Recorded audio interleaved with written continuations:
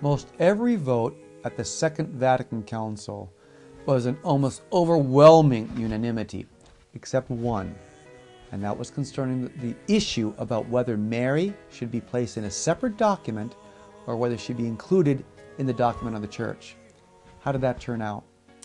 Hello and welcome to MaryCast. This is Mark Miravalle, and this will be our discussion in this part 2 of our little mini-series on Marian controversies at the Second Vatican Council. Look, my friends, you deserve to hear the truth of what took place in the process. And I'm going to say once again, as I said in part 1, everything that comes forward from the Council is protected from error by the power of the Holy Spirit. But we can also examine, while we acknowledge the Church divine, the mystical bride of Jesus, the spotless bride, we can also examine the Church human. Did certain agendas that individual members of the Council come in with affect the final effect? Well, one person that will say yes is Father Ralph Wiltgen, author of the Rhine Flows into the Tiber. As I mentioned before, Father Wiltgen was an American priest journalist who was internationally respected for objectivity in reporting the events that happened at the Second Vatican Council. I'm going to start this segment by reading his treatment of this controversial issue, an issue that was decided by 50.8% to 50.2% in terms of the vote of this issue. Should Mary receive her own separate document, or should she be included in the document of the Church? At first, one would say, well, what's the big deal? But we're going to see that there was a lot behind the symbolism of this, which in part, as Cardinal Ratzinger was to say in a 2003 document that he wrote before becoming Holy Father, that in some sense this issue led to, quote, a decade without Mary. A decade after the Second Vatican Council, the 10 years after the Council, where there was a great de-emphasis on Mary. Let's try to get at the heart of why. So, and I know reading to you is hard here, but I want you to Father Wiltgen about what takes place regarding this issue. So, Father Wiltgen says regarding this schema, and I quote, "In January 1963, following the close of the first session of the Second Vatican Council, the Coordinating Commission ruled at its first meeting that the schema on the Blessed Virgin Mary, Mother of the Church, is to be treated independently of the schema on the Church." So this is after the first session of the Second Vatican Council, and this is in the interim period before the second session. And the Coordinating Commission is saying there should be a separate document on Mary. And the title of this separate document includes the title of Mary as Mother of the Church. Because of this decision, the schema was reprinted and distributed to the Council Fathers, together with 11 others, before the second session. The only difference was in the wording of the title. Originally, the title had read, quote, "On the Blessed Virgin Mary, Mother of God and Mother of Men." Now it read, "On the Blessed Virgin Mary, Mother of the Church." An additional note on the title page specified that, quote, "The text will be changed only after suggestions are made by the Council Fathers."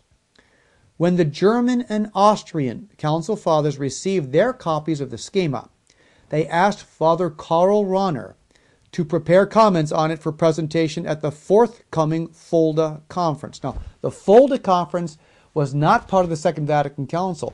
This was a council held in the Rhinelands in between the first session and the second session. Now, some would argue it's not a good idea to have a conference, an organized conference outside of the council. Why? Because the Holy Spirit is going to be so active to the fathers at the council, whereas if you have these big conferences outside of the meetings, there can be a certain agenda which is put forward which may not be the agenda of the Spirit. So there's nothing prohibited in having these conferences in between the sessions, but there are many who said it's not a good idea. Come with what you have to the council, let the Holy Spirit guide you. Be that as it may, the German and the Austrian Council Fathers had this Fulda Conference. According to Father Rahner, whose written comments were distributed to all participants in the conference, the schema as then drafted was, quote, "a source of great concern, of greatest concern, for himself and for other fathers who had also examined it from a theological perspective. Were the text to be accepted as it stood, he contended, quote, unimaginable harm would result from an ecumenical point of view in relation to both Orientals and Protestants, end quote. It could not be too strongly stressed, he said, that, quote, all the success achieved in the field of ecumenism through the council and in connection with the council will be rendered worthless by the retention of the schema as it stands, end quote. Now keep in mind, the schema, which just means a draft, the draft was prepared by members of the Congregation for the Doctrine of Faith, then called the Holy Office, and other theologians in the Vatican.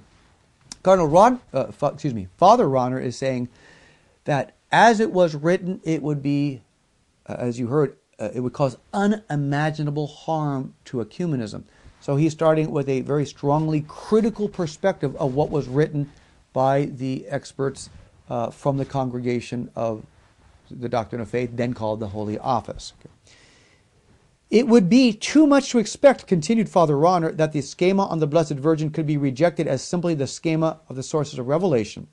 It should therefore be urged, quote, with all possible insistence, that the schema on the Blessed Virgin be made either a chapter or an epilogue on the schema on the Church. Quote, this would be the easiest way to delete from the schema statements which, theologically, are not sufficiently developed and which could only do incalculable harm from an ecumenical point of view. It would also prevent bitter discussion, end quote. Father Rahner contended further that the schema as it stood used, quote, tactics which objectively are not honorable, end quote, since, quote, it declares that there is no intention of defining new dogmas and at the same time presents certain teachings as though they already belong to the doctrine of the Church, although they are not as yet dogmas and from a modern theological standpoint cannot become dogmas. Now, all right, now this is something, those who are not theologically oriented, you might have a tough time with this, but for the theologians, for the budding theologians out there, oh, we're going to go over this again. Father Rahner is saying, first of all, that what was written by the Holy Office and by Roman theologians would do incalculable harm to the ecumenical movement. But he's also specifically saying, and I want you to hear his words, that this document is using, quote, tactics which objectively are not honorable. So he's bringing into question the intentions of those in Rome who wrote this document on Our Lady. On what basis? He says, quote, since it declares that there is no intention of defining new dogmas, and at the same time presents certain teachings as though they already belong to the doctrine of the Church. Okay, did you hear that? No. Now, Father Rahner is saying that the reason these tactics are not honorable is they're saying no new dogmas in this council. John the 23rd said clearly this is not a council for new dogmas, but that they are, quote, presenting doctrines of the Church which are not yet dogmas.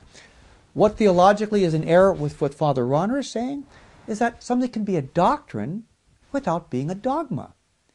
And the fathers of the Church are going to grant and approve doctrines of the Church regarding Our Lady, especially regarding her mediation, which are doctrines and are not yet dogmas, and the fathers had no intention of defining them at the council because John the 23rd said specifically that this was to be a pastoral council. So I must say, and Father Wiltgen will have his comments about that, this is a rather remarkable charge of Father Rahner, making reference of a lack of integrity or honor in light of the document produced by Rome, and then an equivocation of theology, where he's saying that the fathers, or this document is trying to say, well, in one part you're saying no new dogmas, in the other part you're presenting these doctrines as if they're already dogmas. Doctrines are doctrines. Look at Lumen Gentium 25. We are all called to accept with religious assent of mind and heart something that's not yet infallible if it's being taught by the Holy Father. So of course we have doctrines which are not dogmas.